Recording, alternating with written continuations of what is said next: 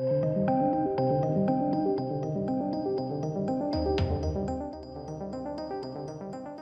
welcome ladies and gents. We've got a Superman and Lois episode 2 season 2 review and a Jasper cameo. Hey buddy. Anyway, never mind. Let's talk full spoilers because, well, we need to talk full spoilers for this episode. And full spoilers anyway. I really do like this show, and this episode is no exception either. It was a great episode. Genuinely, a really, really good episode. I'm going to actually start with the ending of this episode because I think that's important. And it caught me by surprise. It surprised me. This is a CW show, but predominantly actually HBO Max deal with it. And you can tell. So,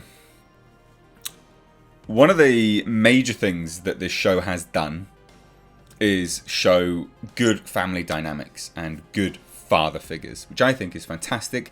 It's something we don't get enough of anymore in our media. Now, one thing which is kind of a cliche amongst modern CW shows is, you know, women can do no bad, etc., etc. Right? I'm sure we can probably agree with that. I'm not trying to cuss anyone out or be too derogatory, but I'm sure most of us can agree with that. We know that the little love situation with the boy and his girlfriend was on the rocks since she came back from camp, and it was very apparent what had happened. Obviously, something had happened at camp with this girl. Now, it turns out, at the end of this episode, she turns up at the house, and he comes down to be like, oh, you know, have I done anything wrong? I'm so sorry, I've been thinking about it.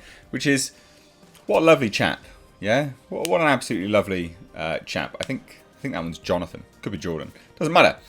And she goes like, no, it's me. I've done something. And we're like, yeah, we know you have. But wait. She was at camp and she kissed the girl. Now, you and I, with, you know, moral fortitude here, can probably say, yeah, that's pretty garbage. What are you doing? You absolute hoe. Right? It's not nice. You shouldn't be cheating on anyone. But most people, CW-esque people, would probably be like, no, she's fine.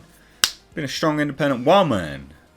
I was genuinely really, really surprised that that's the direction that they took. Because that paints her in a terrible light. She's a scumbag. Which, you know, in modern entertainment, you're not, strictly speaking, allowed to. That's the sort of, you know, from the lobbyist group, anyway, the activists, allowed to paint the LGBTQ plus women in a negative light, and they did. Now, I'm not trying to revel in that. That's not my point. My point is that is a realistic scenario, right? Not that someone just turns into a, you know, kissing women and stuff like that. I mean, I guess that probably is realistic. But my point is that the scenario there is, yeah, the guy would be like, yeah, no, see you later. We're done. See ya. Basically saying, yeah, you should feel guilty. You should feel bad. I'm done with you. You're gross. And quite rightly so. I mean, good for him, right? So that's that bit covered, because I was genuinely surprised that they did that, and I think that that's good because it's realistic. That, good, happy, park that. Now, the other things we need to talk about is apparently that is Doomsday, who was at the end of episode 1. It's a bit early to bring Doomsday into things. I'm not going to lie. I am really surprised that they're bringing Doomsday in here. And he's the one which is causing these visions that Kal-El is getting, Superman is getting. And I think that that's a shame, actually, because I think the residual memory of Zod would have been a bit better. Having Zod sort of come back, or maybe they need to extract the memory, I don't know. But that sort of tells us that Zod's gone, which I think is a waste of a character to only then bring in another character. Pretty big, heavy hitters in the Superman world. I think that's a shame. I'm sure some people will agree with that, some people will disagree, but I do think that's a shame.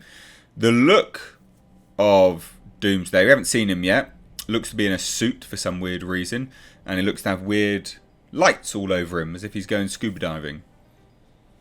It's like a deep sea diving outfit. Bit weird, don't like the suit. Hopefully he's going to be comic accurate, but it is technically still the CW, although backed with HBO Max, so I don't know how realistic, how realistic my hopes are in thinking we're going to get comic accurate Doomsday, but maybe that could be cool. But he's the one that's apparently causing these links. these sort of seizures that Superman is getting. Now it is interesting because Superman goes to Tao-Lo, can't remember his name, Morgan Edge basically, and Morgan Edge convinces Superman to go to his fortress. The new crystal that he uses is actually the mother of Superman and also Morgan Edge, and she is the one that tells Superman that he is linked to a being, basically, in seeing these flashes, which I think will pose an interesting sort of fight moving forwards, because if every bout of activity that Doomsday has causes Superman to go under, who's going to fight Superman? Now, they're already setting that up, actually, because the Army Man has his team, which that little, the Asian running kid, the super speedster in Season 1, he's in it as well, which did, Superman did comment on and said, look, you're dealing with someone that's barely 18, what are you doing? And he's like, he's fast, isn't he? And it's like, mate, you're putting lives at risk, what are you doing? So that was all interesting, all perfectly interesting stuff. I quite like the way they're handling this, and they're also going to get Lana, that's the one, Lana, to run as mayor, which I thought was quite good. It's a very, very nicely balanced story so far.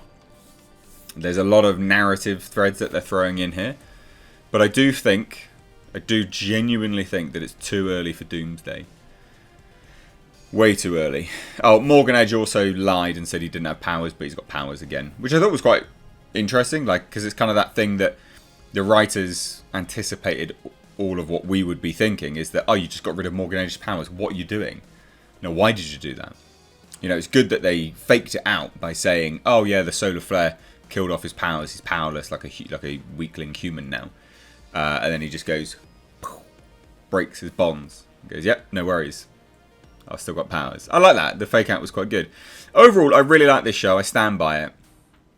And I stand by what I said at the start. It is genuinely realistic and good that the guy just went, you know what, piss off. You smooched someone else. Doesn't matter whether it's guy or girl. You cheated on me. Leave me alone. I'll see you at school, he says. But he handled it like a man. He was courteous. He was gracious. But he made his points known. I'm done with you. Hopefully he's done with her. I sincerely hope he is. If they spin some narrative thread of forgiveness, that will annoy me a little bit. Although I guess, forgiveness is a good moral argument, good moral lesson to give as well. But still, he should be done with her. Good. Natalie, the daughter from another world, John Henry Irons' daughter, is settling in nicely, so that's good. Yeah, overall, good. I like this show. I consistently like the show. You must watch it. It's a good bloody show. Anyway, let me know what you guys think down below in the comment section. If you're new here, do hit subscribe. Follow me over on Twitter and Instagram. The links are in the description box down below, as well as my second channel. It's a vlog/car channel. Check that out. It's linked down below as well. But anyway, guys, love to hear your thoughts. Drop them. Cheers. Take care.